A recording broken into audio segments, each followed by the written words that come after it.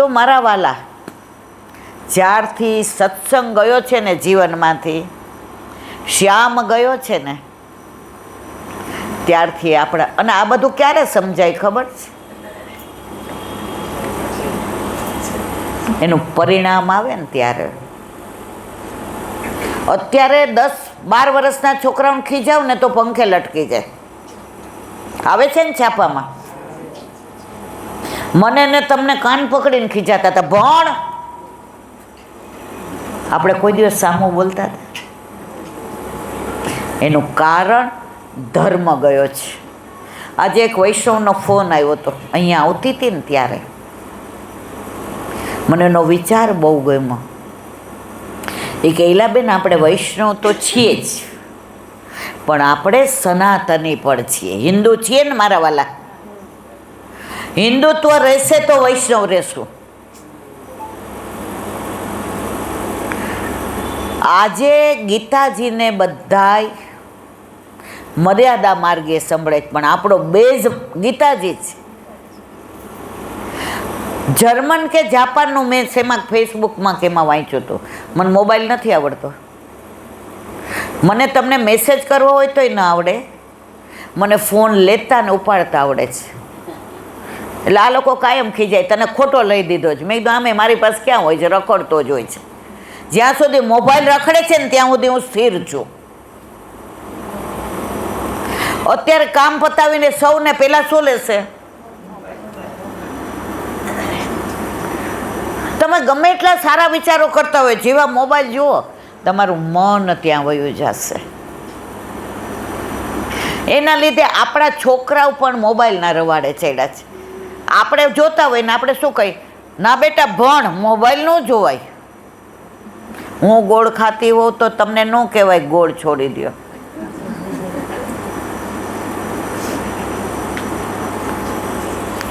તો એનો ફોન આવ્યો એ બેનનો.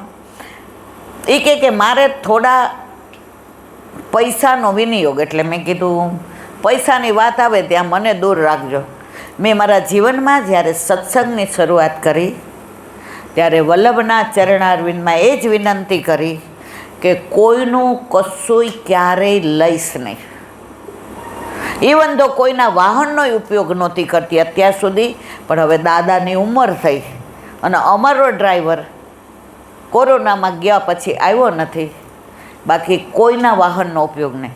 ભક્તિ કરવી છે તો મારો ભગવાન રાજી રહે છે, હું રાજી રહું છું.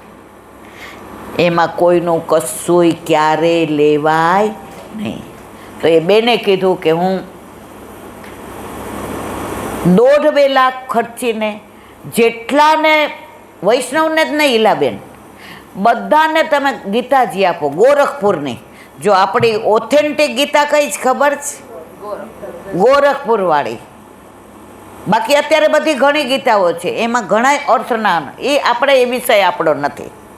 આપણે બધા એ ગીતાજી ગોરખપુરની, પણ ઘરમાં સાચવીને પૂજા નહીં કરવાની. રોજ 2 શ્લોક વાંચો. તમને જર્મન કે જાપાનના ઓલા વૈજ્ઞાનિકે કહ્યું હતું, મેં બહુ વર્ષો પહેલાં વાંચ્યું એટલે મને યાદ નથી નામ. એ કે મારું હું રિસર્ચ કરતો હતો, એટલો બધો મૂંઝાયો કે હવે શું, આટલા વર્ષ કર્યા પછી હું અહીંયા મૂંઝાયો, મને રસ્તો નથી મળતો. કેટલાયને પૂછ્યું, કેટલા પ્રોફેસરોને મળ્યો, કેટલું કર્યું, પણ હું મૂંઝાઈ ગયો અને મને એમ થયું હવે આ રિસર્ચ છોડી દઉં. ત્યારે એક હિન્દુ મારો ફ્રેન્ડ હતો ને, એના ઘરે હું જમવા ગયો. ત્યાં ગીતાજી પડ્યા હતા ઇંગ્લિશમાં, ગોરખપુરવાળાના. એ મેં વાંચ્યું, હું કૂદવા માંડ્યો, નાચવા માંડ્યો. મને આગળ રિસર્ચ કેમ કરવું એ ગીતાજીમાંથી મળ્યું.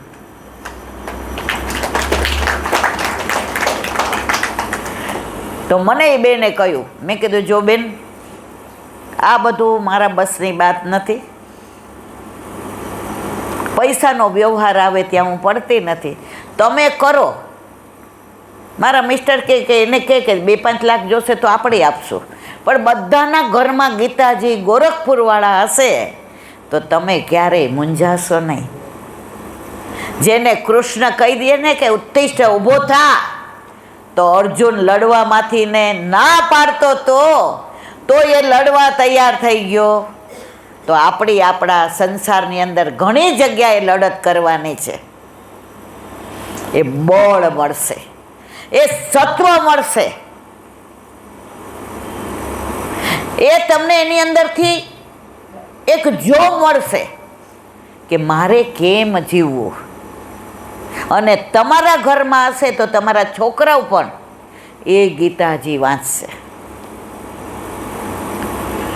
તો મારે એક 2 મિનિટનું એટલે કેવું છે કે વ્રજ જ્યાં સુધી ના આવે ને ત્યાં સુધી મને બધું અધૂરું લાગે. વ્રજની વાત આવે ને પછી મને મધુરું લાગે. હું બહાર સત્સંગ કરવા જાઉં ને તો મારા પુસ્તકો ગ્રંથો નથી લઈ જતી, નહીંતર રોજ જે નાની 1-2 વાત કરી પછી વ્રજ વિહાર, મધુરાષ્ટક, દયારામભાઈના ચંદ્રવલા અને સુબોધિનીજી, આ મારો નિયમ. અત્યારે ઘરે જઈને હું વાંચીશ જ, પણ અહીંયા બધાને એ બધું ના સમજાય માનો કે, કારણ કે મારું અનુસંધાન હોય. હવે કાલે મેં 33મું ચંદ્રવલું વાંચતી હોઉં, તમે બધાય ના સાંભળ્યું હોય તો તમને આનંદ ના આવે. એટલે જ્યારે હું બહાર આવી રીતે, હવે ઓછી શું કામ જાઉં છું, મારા પગેના હાથ તો મારો છે જ નહીં, હું આમ કરું એટલે મને સખત દુખાવો થાય, પણ વલ્લભની એવી કૃપા કે બધાને જોઉં ને એટલી વાર ભૂલી જાઉં. તો મારે એક નાની વાત કરવી છે વ્રજની. તમે દાન ઘાટી જાઓ ને વ્રજમાં, ત્યાં એક ગયાજી નામના સંત થઈ ગયા, થોડા વર્ષ પહેલાં જ ધામમાં ગયા, થોડા એટલે 50 વર્ષ પહેલાં. હવે એને વ્રજ વિશે એટલો બધો આનંદ, એ રજને, વ્રજવાસીને, યમુનાજીને, ગિરિરાજજીને, વૃક્ષોને, વેલીને, ફળને, પુષ્પને, ગાયોને, બછડાને એટલા બધા સાક્ષાત માને. અને રોજે સાવેણીમાં બુહારી એ લઈને રોજ વાળે. એટલે બધાય કે બાબા તમે વાળો છો ને હમણાં કોઈ કચરો નાખશે. મારા કનૈયાને ખબર છે કે હું વાળું છે ને ત્યાંથી જ એ ચાલશે, કચરો નાખે છે ત્યાંથી નહીં ચાલે, એવો મને વિશ્વાસ છે. રોજ વાળે અને સાંજ પડે એટલે આટલી મધુકરી લાવે અને પાછા થોડી વાર આરામ કરે, પાછું બધું વાળીને આપણે ગીત ગાય છે ને ધોળ, શેરી વડાવી સજ કરું ઘેર આવો ને, આંગણીએ પતરા ફૂલ મારે ઘરે આવો. મને તો આના ઉપરથી એવું લાગે શેરી વડાવી સજ કરું, મારા હૃદયમાં દ્વેષ, ક્લેશ, પાપ, પ્રપંચ, અહંતા, મમતા, તારું મારું આ બધું છે ત્યાં સુધી પ્રભુ અંદર નહીં આવે.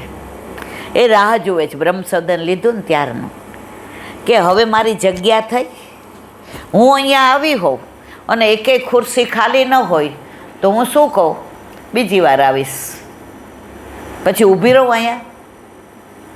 એમ પ્રભુને અંદર બિરાજવું જ, પણ અંદર આ બધું ભર્યું જ.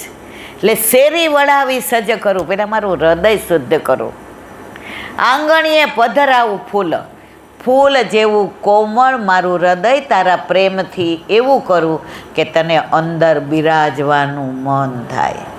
તો એક સંત મહાત્માની વાત કરતી હતી. હવે ઓલી બુહારી હોય ને સાવેણી, એનું હાવ આટલું ઠૂઠકું થઈ જાય ને આપણા ઘરે. હવે એ સાવેણીનું આપણે બધા શું કરીએ, ફેંકી દઈએ કે ન ફેંકી દઈએ. મારા વાલા વ્રજની સાવેણી હતી, એ રજ વાળતા હતા. એવું માનતા હતા કે સાક્ષાત ઠાકોરજીને રાધાજી ખેલે છે, અહીંયા રાસ કરે છે, અહીંયા બિરાજે છે. વ્રજમાં બધી લીલા આજે પણ છે, હતી નહીં.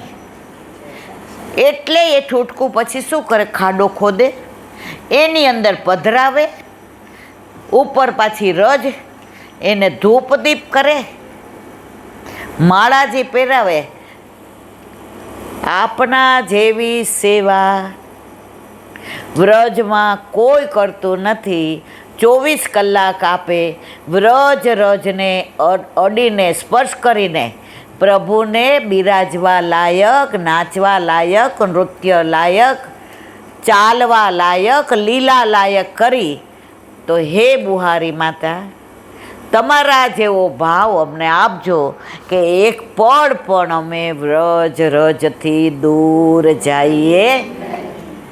આ 50 વર્ષ પહેલાંની સાચી બની ગયેલી હકીકત છે.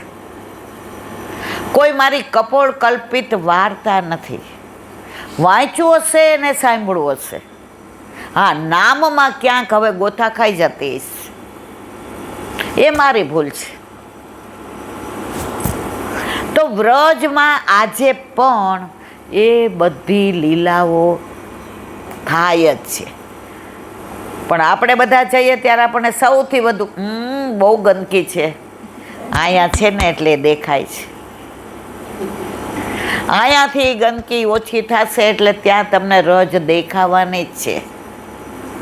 પણ નથી દેખાતી, ગંદકી દેખાય એનું કારણ ફક્ત આપણા હૃદયને હજી આપણે શુદ્ધ નથી કર્યું.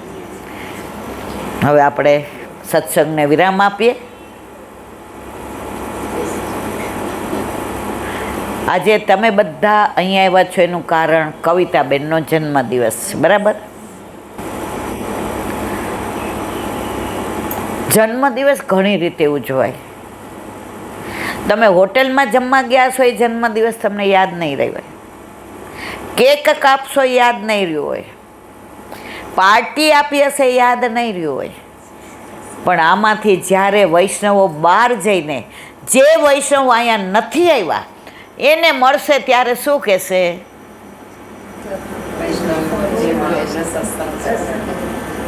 કહેશો કે નહીં કહો? તો સતત તમારા મનમાં અઠવાડિયું 15 દી તો આ વાત આવશે. કોઈનો ફોન આવશે. તમને મજા આવી કે નહીં મને નથી ખબર, પણ ફોનમાં તો તમે કહેશો જ કે આવો જન્મદિવસ આપણે ઉજવવો જોઈએ. ઉજવવો જોઈએ કે નહીં?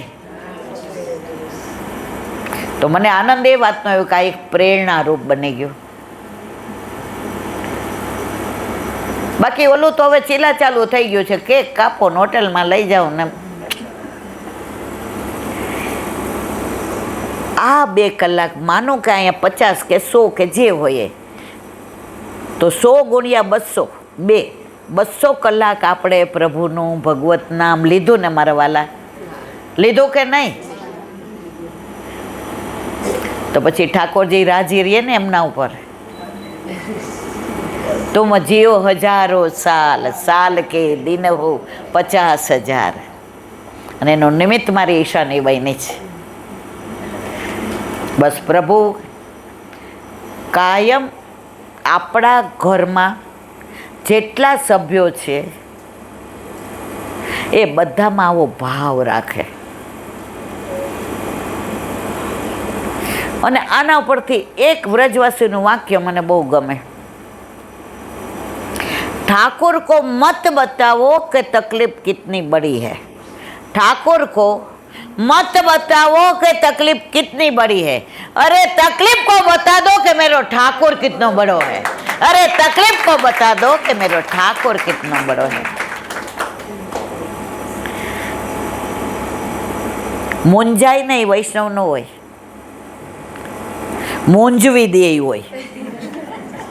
ઓલા વિચાર કરે કે આ હારા આટલા ખુશ કેવી રીતે રહે છે.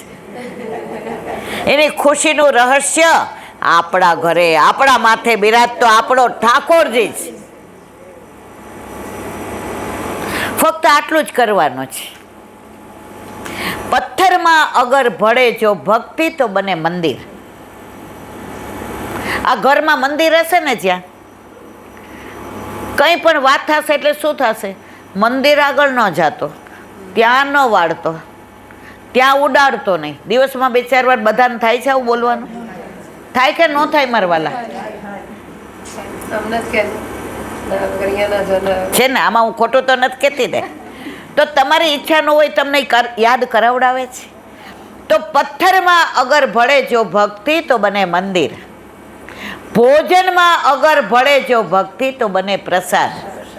દૂધ એમના ન હોય ને ત્યાં સુધી પ્રસાદ ન ગણાય. જેવું ઠાકોરજીને ધરાવીએ પછી શું કહીએ, ઈશાની આજે હવારનું દૂધ એમના છે, લઈ લેજો હો બધાય, પ્રસાદ છે. ખરે ખોટી વાત? મુસાફરીમાં જો ભળે ભક્તિ તો બને યાત્રા, મુસાફરીમાં જો ભળે ભક્તિ તો બને યાત્રા, અને માનવમાં જો ભળે ભક્તિ તો બને વૈષ્ણવ. માનવમાં જો ભળે ભક્તિ તો બને વૈષ્ણવ. બસ અહીંયા સત્સંગને વિરામ આપું અને ઠાકોરજીના ચરણારવિંદમાં એક જ વિનંતી, હે શ્યામ તારી બંસી બની બજવું છે મારે, હે શ્યામ તારી બંસી બની બજવું છે મારે, એમાં સુર પૂરવા કેવા કેટલા અને ક્યારે એ જોવાનું તારે. એમાં સુર પૂરવા કેવા કેટલા અને ક્યારે એ જોવાનું તારે. મારે શું? તમે બધા એમ કહો આનંદ આવ્યો, બોલાવ્યું કોણે? મારું સામર્થ્ય છે મારવાલા.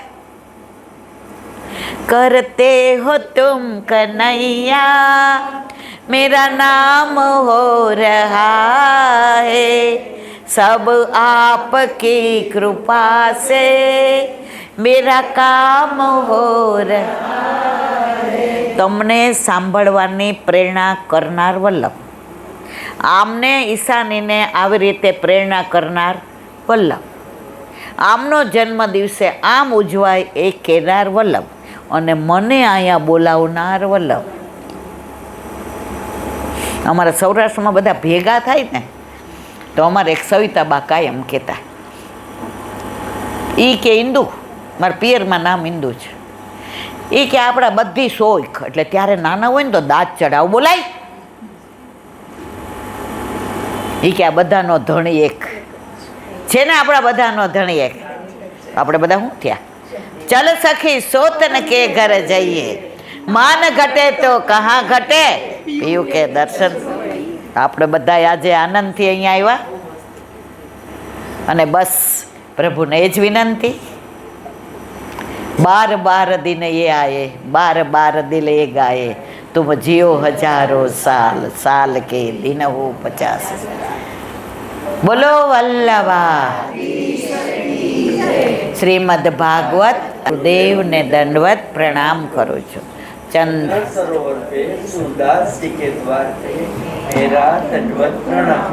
सूरबी कुंड पे परमानंदास जी के द्वार पे मेरा दंडवत प्रणाम. जमुनावता पे संकर्षण कुंड पे कुंभदास जी के द्वार पे मेरा दंडवत प्रणाम. बिल्छु कुंड पे कृष्णदास जी के द्वार पे मेरा दंडवत प्रणाम. कदम खंडी पे गोविंद स्वामी के द्वार पे मेरा दंडवत प्रणाम. अप्सरा कुंड पे चित्त स्वामी के द्वार पे मेरा दंडवत प्रणाम. मानसी गंगा पे नंददास जी के द्वार पे मेरा दंडवत प्रणाम. रुद्र कुंड पे चतुर्दास जी के द्वार पे मेरा दंडवत प्रणाम. व्रज विलास व्रजनी गोपिकाओने मारा दंडवत. हे वल्लभ, સવારથી અત્યાર સુધી સેવા સ્મરણ સત્સંગ જે પણ તે કરાવ્યું તે તારા ચરણારવિંદમાં સમર્પણ કરું છું. ભૂલ અપરાધ થઈ હોય તો ક્ષમા કરશો. બોલો વલ્લભા. રેખો બધાય નો દ્રઢઈના ચાકે ઊભા થઈને લે લો. દ્રઢઈના પાછળ લઈ લો. એરો શ્રી વલ્લભ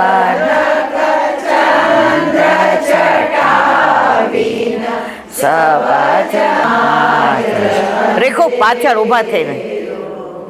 સાધન ઓર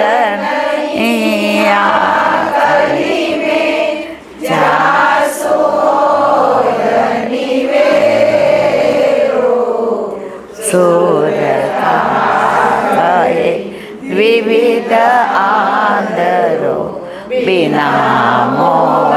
લખો ચેરો ભરો દ્રઢઈના ચરણના દ્રઢઈના ચરણના દ્રઢઈના ચરણના કે